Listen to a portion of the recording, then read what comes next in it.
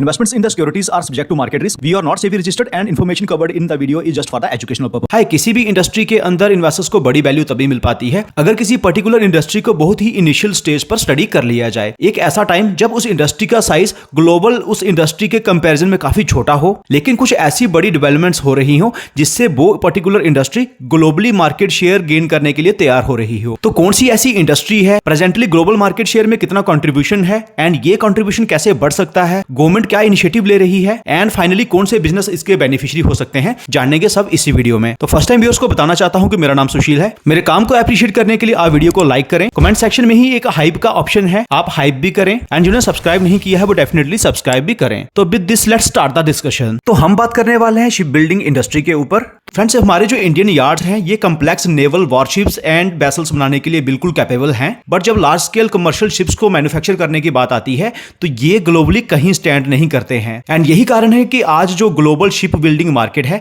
इसमें इंडिया का कंट्रीब्यूशन 1% से भी कम है एंड इसका सबसे बड़ा कारण है इंडिया के पास लिमिटेड कैपेसिटी होना, जिसके चलते हमारी प्रोडक्शन कॉस्ट हायर चली जाती है। तो क्या है ना कि ये ग्राफ काफी कुछ बोलता है। तो इस इंडस्ट्री में क्या है कि ट्रेडिशनली यूके की डोमिनेंस हुआ करती थी जिसे जापान ने खत्म किया एंड ये जो येलो कलर का ग्राफ है ये जापान का है। उसके बाद क्या होता है कि 1970 एंड 1980s के बीच में साउथ कोरिया एक बड़ा कंपटीटर बनके निकलता है। ये जो पिंक कलर का ग्राफ है ये साउथ कोरिया का है एंड स्लोली ये जापान की मार्केट को ओवरटेक कर देता है। उसके बाद समवेयर 2000 में एंट्री होती है चाइना की, ये जो पर्पल कलर का ग्राफ है। विद इन 10 ईयर्स ये इस इंडस्ट्री का मार्केट लीडर बन जाता है अपनी मैन्युफैक्चरिंग कैपेबिलिटीज के दम पर। तो ये वाला जो ग्राफ है जो कि 2000 के बाद का है, यहां पर चीजें आपको और भी क्लियरली दिखेंगी। साउथ कोरिया जो कि स्काई ब्लू में है इसकी मार्केट धीरे धीरे श्रिंक होती जा रही है। जापान जो कि येलो कलर में है इसकी मार्केट शेयर भी स्लोली श्रिंक होती जा रही है एंड 2028 तक जापान एंड साउथ कोरिया की मार्केट शेयर और भी काफी कम हो जाएगा। पिंक कलर में चाइना है एंड इनका मार्केट शेयर लगातार बढ़ता ही जा रहा है। उसके बाद ये जो पर्पल कलर है ये है rest of the world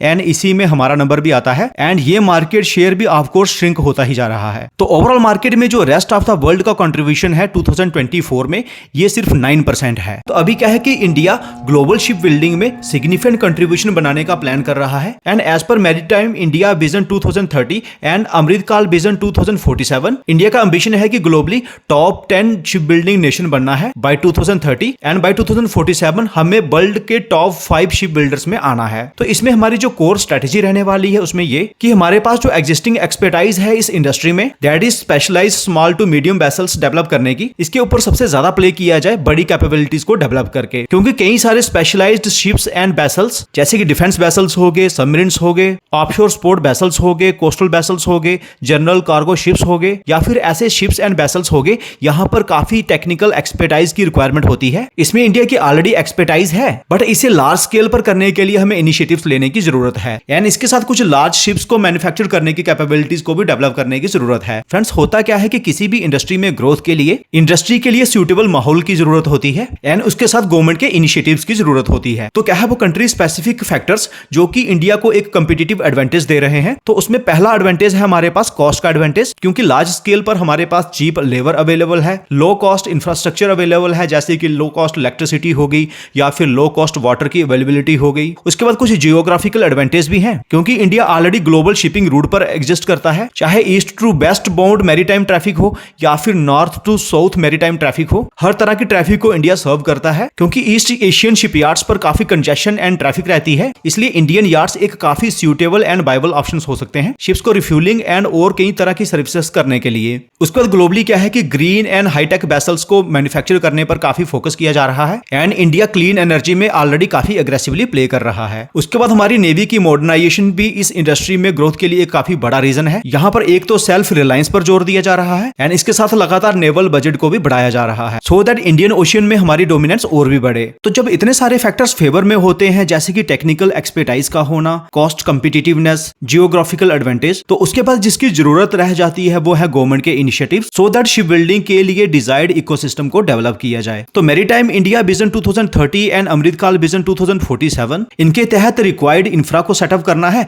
and suitable policies को फ्रेम करना है, ये तो इंक्लूडेड है ही। उसका बजट 2025 में भी इंडिया की जो शिप बिल्डिंग कैपेबिलिटीज है उनको काफी पुश दिया गया है एंड इस बजट में 25,000 करोड़ का आउटले अनाउंस किया गया है। उसके बाद हाल ही में गवर्नमेंट ऑफ इंडिया ने 70,000 करोड़ के शिप बिल्डिंग पैकेज का प्रॉमिस किया है एंड 4 डिविजन्स के अंदर इस बजट को यूटिलाइज करने का प्लान है। इट मींस इस इंडस्ट्री में जो भी प्लेयर्स काम करेंगे एंड गवर्नमेंट के इंसेंटिव क्राइटेरिया के अंदर आएंगे उन्हें इंसेंटिव्स भी मिलेंगे। तो कमर्शियल शिप बिल्डिंग को बूस्ट करने के लिए गवर्नमेंट ने जो इनिशिएटिव्स लेना स्टार्ट किए हैं, तो कई सारे प्लेयर्स हैं जिन्होंने इनके लिए कैपेबिलिटीज डेवलप करना स्टार्ट कर दी है एंड कुछ ग्लोबल पार्टनर्स के साथ कोलैबोरेट करना भी स्टार्ट कर दिया है। तो वो जब हम फर्दर बिजनेसेस का एनालिसिस करेंगे उसमें कवर कर देंगे। तो हमें यह भी देखना चाहिए कि आखिरकार अपॉर्चुनिटी का साइज कितना है, या फिर ग्रोथ किस तरह से हो सकती है, या फिर ग्रोथ के फोरकास्ट क्या हैं। तो एज पर द फिनेक्स्ट्रा रिसर्च इस इंडस्ट्री का 2022 में साइज था $90 मिलियन एंड एक्सपेक्टेड है कि बाय 2033 ये $8,120 मिलियन की हो सकती है एंड ये बनती है 60% की CAGR ग्रोथ। जो इंडस्ट्री ही 60% के कैगर पर ग्रो करने का पोटेंशियल रखती हो, तो एक बार ऐसी इंडस्ट्री अगर पेस पकड़ती है तो यहां पर बिजनेसेस उससे भी हायर पेस पर ग्रो कर सकते हैं। तो अब हम बात कर लेते हैं उन प्लेयर्स के ऊपर जो कि इस ट्रेंड के बेनिफिशियरी होने वाले हैं। इसके साथ जो प्रॉक्सी इंडस्ट्री बेनिफिशियरी होने वाली है उस पर भी बात करेंगे एंड जो प्रॉक्सी प्लेयर्स हैं उन पर भी बात करेंगे। लेकिन शिप मैन्युफैक्चरिंग के जो बड़े प्लेयर्स हैं उन्हें भी ऑफ कोर्स हमें इग्नोर नहीं करना है, इसलिए बिगिनिंग में हम उन्हीं के ऊपर बहुत ही क्विकली बात करेंगे। तो फ्रेंड्स, डायरेक्टली बिजनेसेस पर आने से पहले मैं बताना चाहता हूं कि आईपीओज एंड इसके साथ small caps and micro caps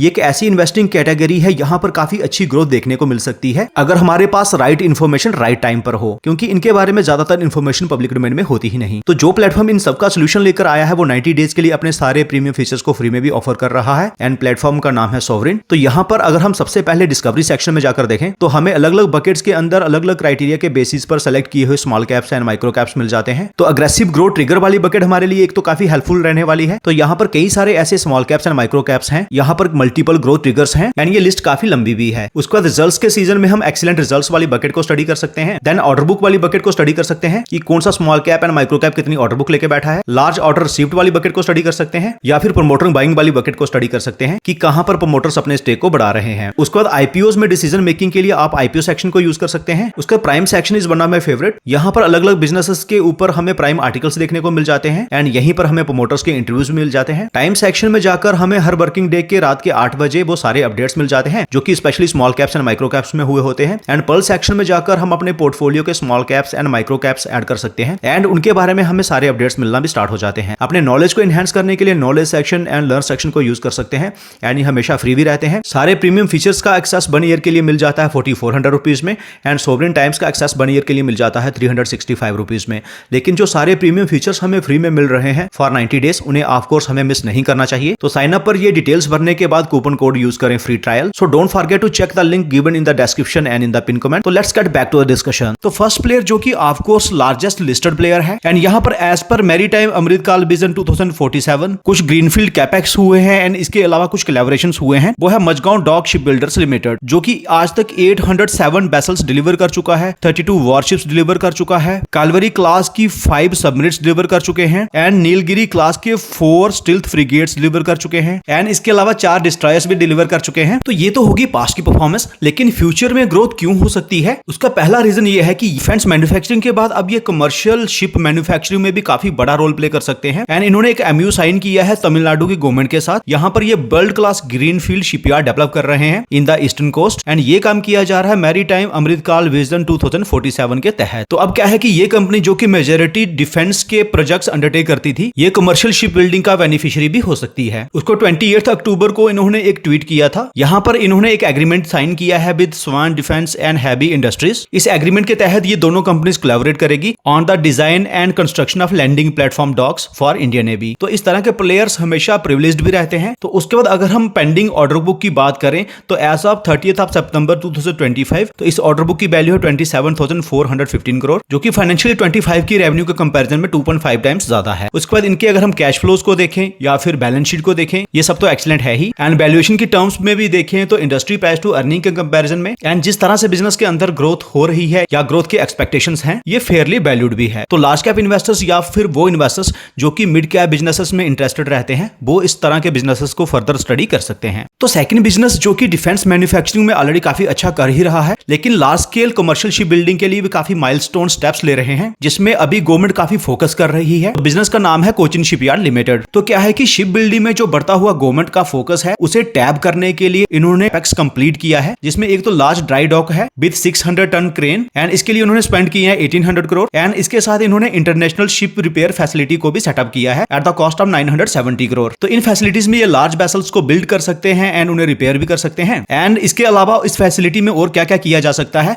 वो आप स्क्रीन को पॉज करके स्टडी कर सकते हैं। उसके बाद इनके पास जो आज ऑर्डर बुक है उसकी वैल्यू है 19,600 करोड़, जो कि फाइनेंशियली 25 की रेवेन्यू के कंपैरिजन में 3.5 टाइम्स है, जो कि हमें अच्छी रेवेन्यू ग्रोथ की विजिबिलिटी भी देती है। तो उसके बाद इनके बिजनेस में जो एक बड़ी डेवलपमेंट हुई है वो ये कि इन्होंने पार्टनरशिप की है विद HD कोरिया एंड इस पार्टनरशिप के अकॉर्डिंग ये लार्ज शिप्स को मैन्युफैक्चर करेंगे इंडिया में। जो नई शिप बिल्डिंग यूनिट है इसे 80 एकर्स में सेटअप किया जाएगा इन कोची एंड इसके लिए 3,700 करोड़ रुपीस इन्वेस्ट किए जाएंगे। एंड ये एक काफी बड़ी डेवलपमेंट है क्योंकि डिफेंस मैन्युफैक्चरिंग में हम ऑलरेडी अच्छा कर ही रहे थे, लेकिन यहां पर इंडिया लैग कर रही है, वो है large scale commercial ship building and ये उसी सेगमेंट में प्ले करने वाले हैं। हर पैरामीटर्स में अच्छे होने के बावजूद ज्यादातर पैरामीटर्स इस बिजनेस के भी अच्छे हैं ही। उसके बाद अगर हम वैल्यूएशन की टर्म्स में बात करें तो इंडस्ट्री प्राइस टू अर्निंग के कंपैरिजन में एंड बिजनेस में जिस तरह की डेवलपमेंट्स हो रही है उसके कंपैरिजन में इसे हम फेयरली वैल्यूड बोल सकते हैं। तो इस बिजनेस को भी फर्दर स्टडी किया जा सकता है। उसके बाद डिस्कस किए गए बिजनेसेस की तरह ही नेक्स्ट बिजनेस भी है, लेकिन यहां पर सबसे बड़ी स्ट्रेंथ मुझे ये देखने को मिल रही है कि टॉप लाइन में एंड बॉटम लाइन में हमें काफी कंसिस्टेंट ग्रोथ देखने को मिल रही है, चाहे हम किसी भी टाइम फ्रेम पर उठा के देख लें। तो इतने लंबे टाइम फ्रेम पर इस तरह की कंसिस्टेंसी ये काफी बड़ी बात होती है एंड इस तरह के बिजनेसेस जनरली हायर वैल्यूएशन भी डिजर्व करते हैं। तो बिजनेस का नाम है garden reach ship builders and engineers limited. तो पास्ट परफॉर्मेंस तो ऑफ कोर्स इनकी अच्छी रही है, तो फ्यूचर ग्रोथ किस तरह से हो सकती है उसके लिए हमें कोई बहुत बड़ी डेवलपमेंट देखने को तो नहीं मिली है, लेकिन ऑर्डर बुक भी हमें कुछ हद तक एस्टिमेट्स देती है। तो एज ऑफ 30 जून 2025 इनकी ऑर्डर बुक की वैल्यू है 21,700 करोड़, जो कि फाइनेंशियली 25 की रेवेन्यू के कंपैरिजन में 4 टाइम्स से ज्यादा है, जो कि अच्छी रेवेन्यू की विजिबिलिटी देती है। एंड माइनर डेवलपमेंट्स में हमें यह देखने को मिला है कि इन्होंने पार्टनरशिप की है with centum electronic for advanced naval navigation systems. उसके बाद ज्यादातर पैरामीटर्स इनके अच्छे हैं ही क्योंकि रिटर्न रेशियोस अच्छी हैं, डेट फ्री है। देन अगर हम वैल्यूएशन पॉइंट ऑफ व्यू से देखें तो इंडस्ट्री प्राइस टू अर्निंग का कंपैरिजन में एंड जिस तरह से बिजनेस के अंदर पास्ट में कंसिस्टेंसी रही है या फिर जिस तरह से इनके पास ऑर्डर बुक है या इंडस्ट्रीज में टेलविंड है, तो उसके कंपैरिजन में तो ये हमें under value to fairly valued category में दिख रहा है। तो इस बिजनेस को भी फर्दर स्टडी किया जा सकता है। तो अब हम पहले एक प्रॉक्सी प्लेयर पर बात कर लेते हैं,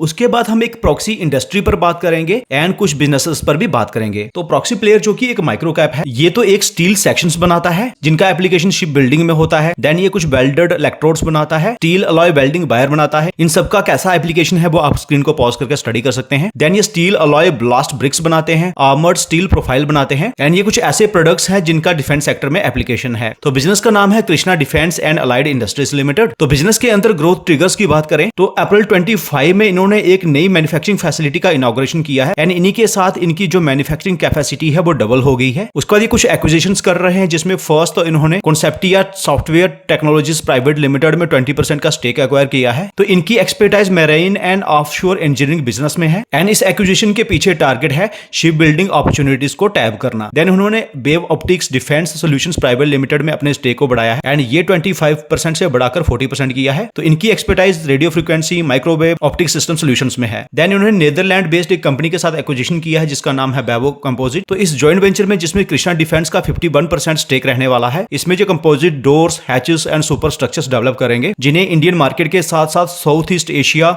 मिडिल ईस्ट एंड यूरोप को भी एक्सपोर्ट किया जाएगा। उसके बाद इन्होंने कुछ सर्टिफिकेशंस भी ऑब्टेन की हैं फॉर वर्ल्ड वार, जिनका application non defence commercial ship building में है। उसके बाद अगर हम बिजनेस के अंदर देखें तो हमें काफी एक्सीलेंट ग्रोथ देखने को मिलेगी in top line and in bottom line. Over the next 3 to 5 years management का टारगेट है कि इन्हें 30 से 40% के कैगर पर ग्रो भी करना है। पास्ट की कॉन कॉल्स जब हमने देखी तो वहां पर भी ये देखने को मिला है कि जो भी ग्रोथ गाइडेंस इन्होंने दी है उससे बेटर ही करके दिखाया है। रिटर्न रेशियोस एक्सीलेंट है, प्रॉफिट मार्जिन्स भी काफी अच्छे हैं, पैग रेशियो भी इन्वेस्टर्स के फेवर में है एंड वही अगर हम वैल्यूएशन की बात करें तो इंडस्ट्री प्राइस टू अर्निंग के कंपैरिजन में एंड जिस तरह से बिजनेस के अंदर ग्रोथ हो रही है उसके कंपैरिजन में ये अंडर वैल्यूड भी है। बट एक ही कंसर्न है, वो ये कि अगर हम कैश फ्लो स्टेटमेंट में जाकर देखें तो लास्ट 3 ईयर से ये हमें देखने को मिल रहा है कि ऑपरेशन से कैश नहीं आ रही है।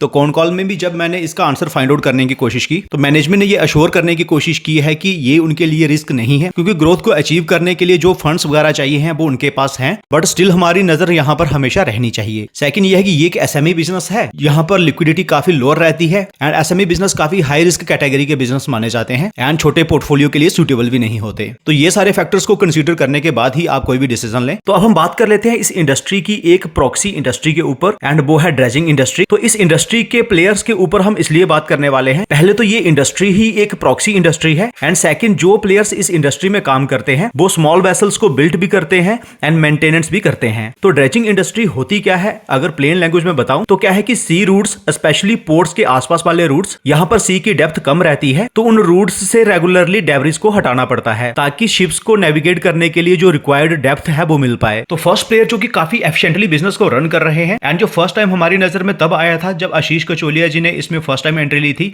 एंड देन उसके बाद अपने स्टेक को बढ़ाया था, वो है knowledge marine and engineering works limited. यहाँ पर लास्ट के 5 इयर्स में टॉप लाइन में 53% के कैगर से ग्रोथ हुई है एंड बॉटम लाइन में लास्ट के 5 इयर्स से 61% के कैगर से ग्रोथ हुई है। तो सबसे बड़ी डेवलपमेंट्स ये हो रही हैं कि इनकी जो सब्सिडरीज हैं अब ये उनकी फुल ओनरशिप एक्वायर कर रहे हैं। इससे ये होगा कि जब इनके assets, expertise and work experience merge होगा तो कंपनी की ऑपरेशनल कॉस्ट लोअर हो जाएगी एंड इससे कंपनी को हायर वैल्यू टेंडर्स लेने में भी हेल्प मिलेगी। तो कोई भी कंपनी अपनी सब्सिडरीज का फुल ओनरशिप लेने की कोशिश तभी करती है जब उन्हें अच्छी अपॉर्चुनिटी दिख रही हो। उसके बाद 2000 करोड़ के प्रोजेक्ट्स ऐसे हैं यहाँ पर कंपनी ने अपना इंटरेस्ट दिखाया है एंड कंपनी सिर्फ उन्हीं प्रोजेक्ट्स में बिडिंग कर रही है यहाँ पर एबिटा मार्जिन 35% से ऊपर ही रहे एंड कंपनी के प्रॉफिट एंड लॉस स्टेटमेंट में हम देख भी सकते हैं कि इनके एबिटा मार्जिन कितने एक्सीलेंट हैं। फ्यूचर में ऐसा हो सकता है कि इनको थोड़े लोअर एबिटा मार्जिन वाले प्रोजेक्ट्स भी लेने पड़े, स्पेशली जब मेगा साइज के प्रोजेक्ट्स हों। तो कंपनी की ऑर्डर बुक को देखें तो अनएग्जीक्यूटेड ऑर्डर्स की वैल्यू है 881 करोड़ जो कि फाइनेंशियली 25 की रेवेन्यू के कंपैरिजन में 4 टाइम्स है एंड ये हमें अच्छी रेवेन्यू की विजिबिलिटी भी देती है। तो ड्रेजिंग के अलावा और कौन सी सर्विसेज ये ऑफर करते हैं वो आपकी स्क्रीन पर एक तो ये रही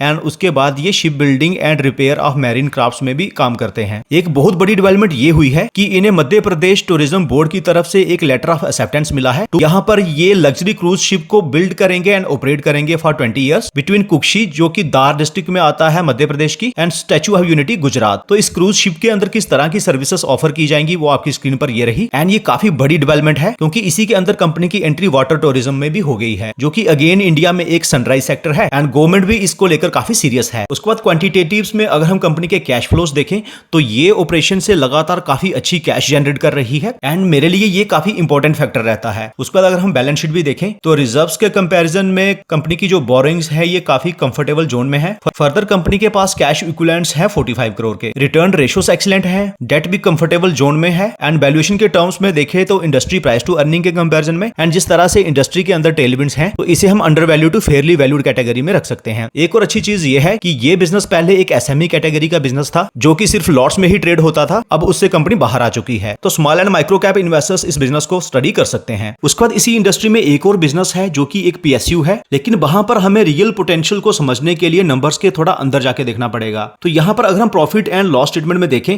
तो हमें ट्रेलिंग 12 मंथ्स में 38% की ग्रोथ देखने को मिली है, लेकिन ट्रेलिंग 12 मंथ्स में हमें 190% की नेगेटिव ग्रोथ देखने को मिली है एंड इसीलिए कई सारे इन्वेस्टर्स इसे फर्दर स्टडी नहीं करते हैं। लेकिन ये जो प्रॉफिट्स में नेगेटिव ग्रोथ बीच बीच में हमें देखने को मिल रही है वो इसलिए क्योंकि ये कंपनी जो डेप्रिसिएशन दिखा रही है वो काफी हाई दिखा रही है। इसे अगर हम नॉलेज मेरीन से कंपेयर करें तो नॉलेज मेरीन ने सिर्फ 11 करोड़ का डेप्रिसिएशन दिखाया है, सीधे सीधे 14 to 15 टाइम्स का डिफरेंस है एंड ये डेप्रिसिएशन इसलिए दिखाया जा रहा है क्योंकि अगर आप कैपिटल वर्क इन प्रोग्रेस देखें तो 584 करोड़ का काम अंडर प्रोग्रेस है, जबकि नॉलेज मेरीन के अंदर अगर हम कैपिटल वर्क इन प्रोग्रेस देखें तो वो है 50 करोड़ का, तो सीधा सीधा 10 गुना का फर्क है। तो इस तरह के प्रोजेक्ट्स जब कंप्लीट होते हैं तो उससे कंपनी के पास एक बड़ी कैपेसिटी आ जाती है एंड कंपनी अपने आप को प्रॉफिटेबल शो करना भी स्टार्ट कर सकती है। तो प्रॉफिट ग्रोथ जो नेगेटिव आ रही है वो इसलिए भी कंसर्न नहीं है क्योंकि अगर हम कैश फ्लोज में जाकर देखें तो कंपनी ऑपरेशन से काफी अच्छा कैश फ्लो जनरेट कर रही है। तो मींस एक्चुअल में ये कंपनी कैश रिच है। किस तरह की सर्विसेज प्रोवाइड करते हैं वो आप स्क्रीन को पॉज करके स्टडी कर सकते हैं। तो बैलेंस शीट में जाकर देखें तो बैलेंस शीट तो अच्छी दिख रही है क्योंकि रिजर्व्स के सामने बोरिंग कम है, ट्रेड रिसीवेबल्स इनफैक्ट जो पास्ट में काफी बड़े हुए थे उनके कंपैरिजन में तो कम हुए हैं एंड कैश इक्विवेलेंट्स भी हैं 48 करोड़ के। तो बिजनेस अपने आप को प्रॉफिटेबल नहीं दिखा रहा है तो इसलिए कई सारी रेशियोज हमें नेगेटिव में भी देखने को मिलेंगी। बट क्या है कि ये बिजनेस एक पीएसयू बिजनेस है एंड कई सारे केसेस में इन्हें प्रिविलेज भी मिलेगा। तो अगर आप चाहें तो इस बिजनेस को भी अपनी वॉच पर रख सकते हैं या फर्दर स्टडी कर सकते हैं। फ्रेंड्स, वीडियो इन्फॉर्मेटिव लगा है तो कमेंट सेक्शन में जाकर हाई बटन को प्रेस करें, वीडियो को लाइक करें